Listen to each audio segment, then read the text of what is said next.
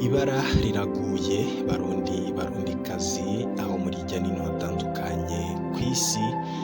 Inkuru mbi itashe i Burundi. Pierre Buyoya yahoze arongoye Uburundi mu misi iheze yari yaciriwe umunyororo wo guherayo na sentare y'u Burundi yuko yagirizwa kugandagura Melchior Ndadaye. Pierre Buyoya inkuru idushikiye y'umubabaro ntangere nuko ahejeje kwitaba Imana nk'uko amakuru yo kwizera avyerekana. No mubabaro turaza kumenya ntikicishe Pierre Buyoya ninde yoba yavyinyegeje inyuma. Ese uruhara rwa leta ya Gitega mu rupfu rwa Pierre Buyoya iriko ibivugwa cane mu birabana n'ukungene yaraherutse gufatirwa ingingo ikomeye cane.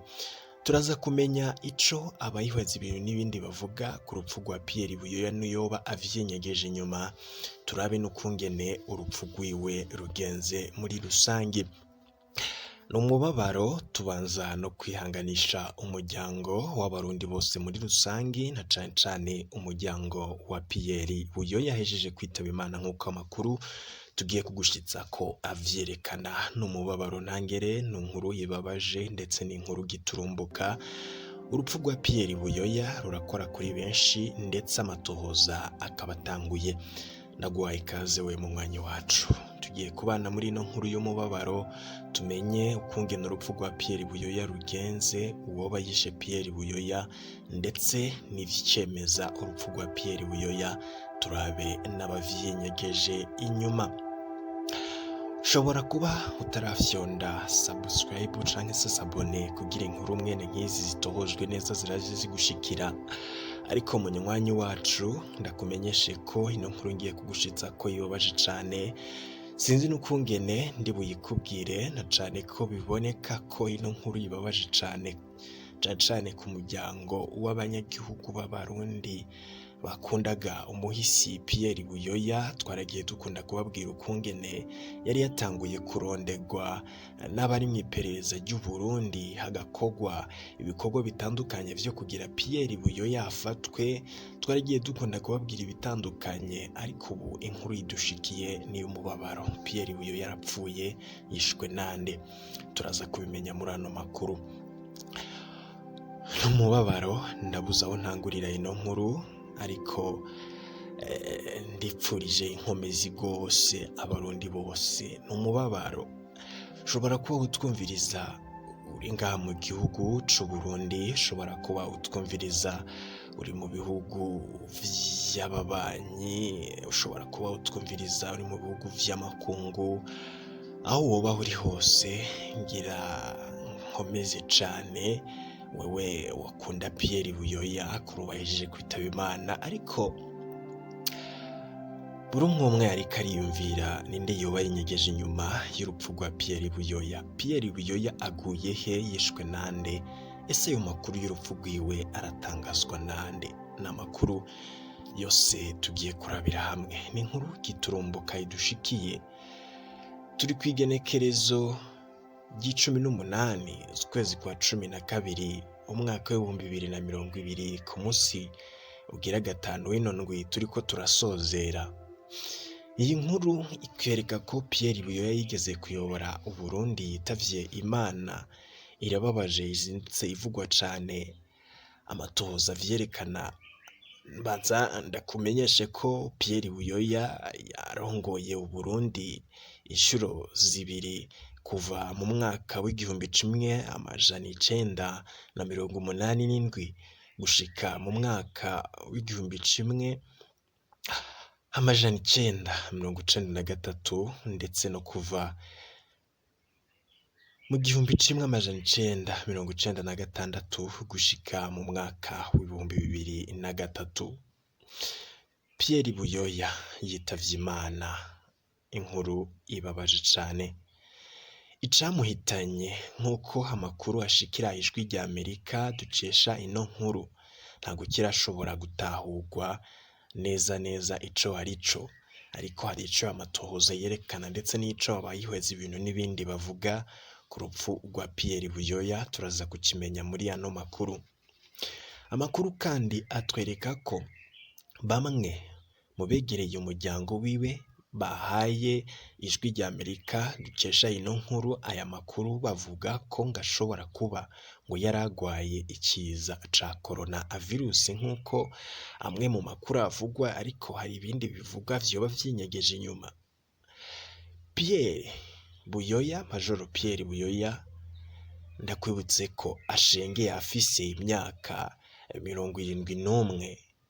Hari rero haheze indwi zitatu atanze imihoho mu mabanga y'intumwa idasanzwe y'ubumwe bwa Afurika muri Mali ndetse n'akarere ka Sahel. Ino nkuru ibabaje iboneka ko Pierre Buyoya atanga imihoho ngo yavuze ko abikoze kugira aronke umwanya ukwiye wo gukurikirana urubanza yaraheruka gucirwa na sentare ntahinyuzwa yo mu Burundi muri dosiye y'igandagurwa rya Melchior Ndadaye. Muri urwo rubanza kandi ubutungane bw'u Burundi mu kwezi kw'icumi bwari bwaramuciriye umunyororo wo gufungwa ubuzima bwiwe bwose, co kimwe n'abandi basirikare b'intwazangabo bari kumwe ku butegetsi muri ico gihe nyene.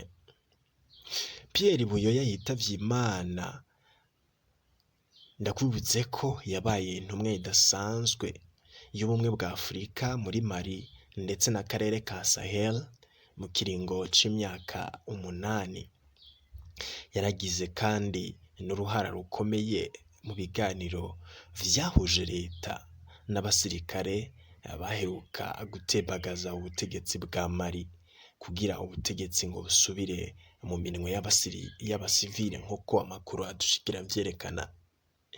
Imana yakire mu bayo Pierre Buyoya. Ndakwibutse ko Perezida Buyoya yatwaye Uburundi ibiringo 2 afashe igihugu biciye mu gutembagaza ubutegetsi. Ubwa mbere hari kuva mu mwaka w'1987 gushika mu mwaka w'1993. Ubugira kabiri kandi hari kuva mu mwaka w'1996 gushika mu mwaka w'2003. Hamaze rero gusinywa amasezerano y'Arusha. Ibirindi kuri no nkuru ku rupfu rwa Pierre Buyoya duhejeje gutohoza nuko hoba hari ikinyegeje inyuma y'urupfu rwa Pierre Buyoya. Amakuru n'amatohoza yacu avyerekana. Mu matohoza n'ibiriko biravugwa ko hoba hari abantu binyegeje inyuma y'urupfu rwa Pierre Buyoya. Amakuru tukiriko turakorera amatohoza, bamwe batanguye kuvuga yuko hoba hari bamwe mu bari mu mugambwe CNDD-FDD ndetse n'abategetsi bakomeye mu Burundi boba binyegeje inyuma y'urwo rupfu. Ivyo biriko biravugwa ku mbuga ngurukana bumenyi, na cane cane abantu bakurikirana ivya politike y'u Burundi batanguye gushikiriza ivyiyumviro vyabo ku rupfu rwa Pierre Buyoya. Biraboneka ko hari bamwe bishimiye cane urupfu rwa Pierre Buyoya ndetse batanguye kuvuga ngo ivyo yakoze mu Burundi ntivyari buzomusigiye amahoro. Bakavuga ko ivyo yakoze ngo ari akamaramaza, ngo vyoba ari vyo bimugarukiye. Abandi bakavuga ko ngo Pierre Buyoya yarafise umuvumo ngo w'abantu yoba yaragize uruhara mu igandagurwa ryabo harimwo na Perezida Melchior Ndadaye, ngo vyoba ari vyo bitumye Pierre Buyoya apfa urwo rupfu giturumbuka. Abandi bakavuga ngo urupfu rwahitanye Moise Petero Nkurunziza ngo nirwo ruhitanye Pierre Buyoya. Abandi bakavuga ko ngo hoba hari umugwi w'abantu warungitswe gukora kugira ngo Pierre Buyoya agandagurwe, ariko bikanka, ngo hakaba harakoreshejwe ubundi buryo butandukanye burabana no kumuhishano, ngo vyoba ari vyazize. Ivyo vyose ntago ari amakuru yemejwe, gusa amakuru yemezwa nk'uko twabikubwiye mu makuru twatohoje nuko ngo yoba yishwe n'ikiza COVID-19. Ariko ivyo vyo kumuhishano, ivyo vyo guhengesha, ivyo vyo shaka kumugandagura, vyose biravugwa n'abantu, ariko aya makuru turacyariko turayakora ko amatohoza. Turafise urutonde rw'abantu bari bahawe imisiyo yo kwica Pierre Buyoya. Amakuru yacu ntabwo turi buhite tuyashira ahabona, turacyariko turayatosora neza, tuyakorera ko amatohoza kugira Pierre Buyoya woba yinyegeje inyuma y'urupfu rwiwe ashigwa ahabona. Turafise ibindi biriko biravugwa, ndetse turaza kumviriza na bamwe mu begereye Pierre Buyoya ico bavuga ku rupfu rwiwe. Amakuru yose atandukanye ariko aravugwa ngaha mu gihugu inyuma y'urupfu rwiwe, ndetse n'ayandi makuru yose ku rupfu rwa Pierre Buyoya araza gushigwa ahabona. Ino nkuru rero ibabaje cane, tukaba tukiriko turayitunganya kugira muze kumenya ibindi vyose binyegeje inyuma y'urupfu rwa Pierre Buyoya. Mu makuru yacu ataha uraza kumviriza amazina y'abantu bari barungitswe kugira barondere Pierre Buyoya ku kibi n'ikiza.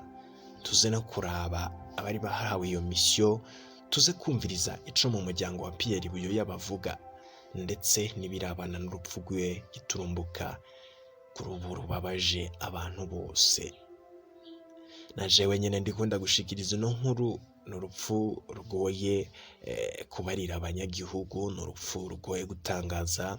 Twaragiye dukunda kubabwira ko hariko harakorwa vyinshi inyuma yaho aciriwe umunyororo wo guherayo na sentare ntahinyuzwa y'u Burundi, ariko urupfu rwa Pierre Buyoya rurateye amakenga cane, rurateye amakenga. Amatohoza arabandanya, ariko hagati aho ngaho mwitegure ndetse kandi murindire ivyo babigiye kuba ngaha mu Burundi inyuma y'urupfu rwa Pierre Buyoya.